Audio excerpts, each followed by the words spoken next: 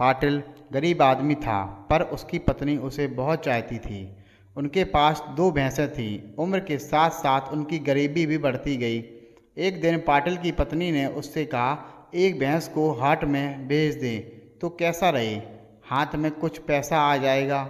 अगले दिन सुबह पाटिल पास के गांव की हाट में भैंस बेचने के लिए चल पड़ा। रास्ते में उसे एक आदमी मिला जो अपना घोड़ा बेचने के लिए उसी हाट में जा रहा था। पाटिल ने उसे बताया कि वह अपनी भैंस बेचने जा रहा है।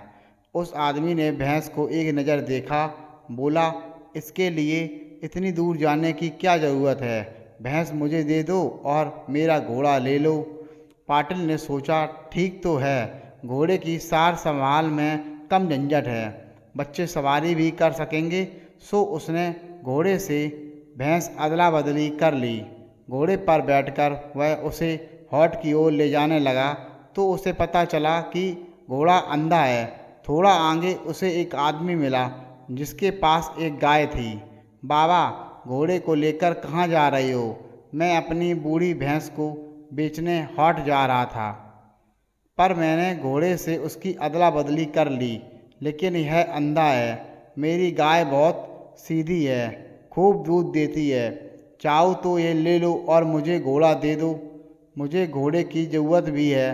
पाटिल को गाय देखने भालने में अच्छी लगी। गाय की देखभाल घोड़े से आसान है। वह अदला बदली के लिए राजी हो गया, पर यह पता चलने में उसे अधिक देर नहीं लगी कि गाय एक पाँव से लंगड़ी थी। थोड़ी देर बाद उसे बकरी को ले जाता एक आदमी मिला। उसने पाटिल से पूछा कि वह कहाँ जा रहा है, तो उसने कहा, मैं हाट में भैंस बेचने जा रहा था।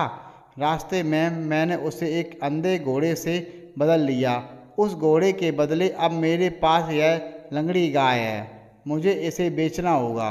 बेचने की क्या ज़रूरत है, मुझे गाय चाहिए, तुम मेरी बकरी ले लो और गाय मुझे दे दो। उस आदमी ने कहा। पाटिल ने बकरी को हाँका तो उसने देखा कि वह बीमार है। वह हाट में पहुंचा तो उसके बगल में मुर्गा दबाए एक आदमी को देखा। पाटिल ने उसे बकरी देकर मुर्गा ले लिया। अब तक दोपहर हो गई थी। पाटिल के पेट में चूहे कूदने लगे, पर उसकी अंटी में एक भी पैसा नहीं था। सो उसने 1 रुपये में मुर्गे को हाट में बेच दिया। उस रुपये से उसने खाना खरीदा और तालाब में हाथ मुंह धोकर पीपल के नीचे खाना खाने बैठा।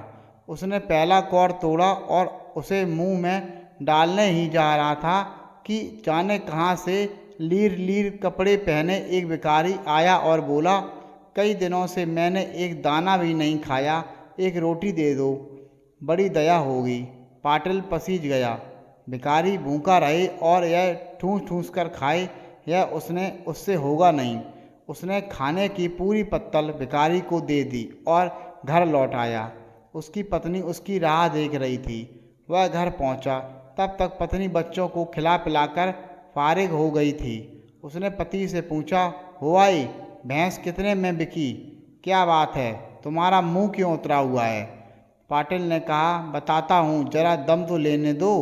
पत्नी ने उसे पानी पिलाया।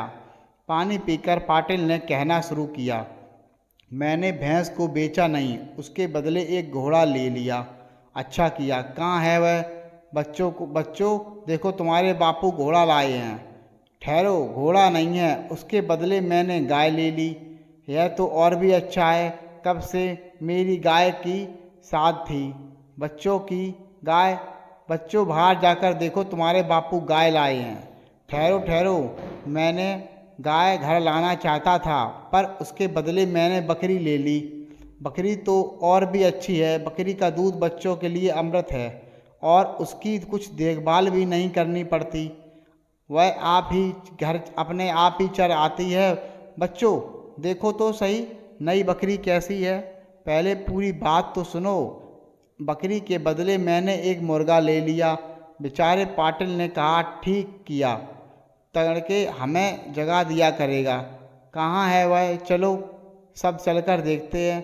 पत्नी ने उत्सुकता से कहा, थोड़ा धीरज रखो, मुर्गा मैं नहीं लाया, मुझे जोरों की भूख लगी, सो मैंने मुर्गा 1 रुपये में बेच दिया और कुछ खाने को खरीद लिया। भली पत्नी ने कहा, कोई बात नहीं, मुर्गे का हम क्या करते। अच्छा किया जो तुम भूखे नहीं रहे। इतनी मेहनत के बाद तुम्हें भूखा रहना भी नहीं चाहिए था। मेहरबानी करके पहले पूरी बात तो सुनो। मैं खाना शुरू करने वाला ही था कि एक भिखारी आया। बोला कि कई दिनों से भूखा हूँ, सो मैंने सारा खाना उसे दे दिया और घर आ गया। और तुमने कुछ नहीं खाया। खच, पर तुमने ठीक किया, खाते समय भिखारी को लौटाया भी तो नहीं जाता। चलो हाथ मुंह धो लो, मैं खाने को लाती हूँ, पत्नी ने कहा और उसे खाना परोसा। अगले दिन सुबह पाटिल उठा और झोपड़ी का दरवाज़ा खोला, सो उसने जो देखा उससे वह दंग रह गया। उसने पत्नी को आवाज़ दी। उसके दरवाजे के आगे कई जानवर खड़े थे। एक भैंस जो बूढ़ी नहीं थी, एक घोड़ा जो अंधा नहीं था, एक गाय जो लंगड़ी नहीं थी, एक बकरी जो मोटी ताजी और स्वस्थ थी और एक कलंगी वाला शानदार मुर्गा, साथ ही एक पत्तल जिस पर चमचमाता हुआ 1 रुपया रखा था। पाटिल की घरवाली ने श्रद्धामय विस्मय से कहा, इन्हें यहाँ कौन लाया? वह भिखारी तो नहीं जिसे कल तुमने खाना खिलाया था? पाटिल ने कहा, हाँ हाँ, भिखारी जरूर, वह भगवान होंगे। हाँ जरूर ही। दोस्तों, आज की कहानी आपको कैसी लगी कमेंट्स में ज़रूर बताएं और ऐसे ही हेल्पफुल और इमोशनल कहानी के लिए चैनल को लाइक करें, शेयर करें। अगर आप हमारे चैनल पर पहली बार आए हैं तो प्लीज़ चैनल को सब्सक्राइब जरूर करें। मिलते हैं आपसे हम नई कहानी में। ओके।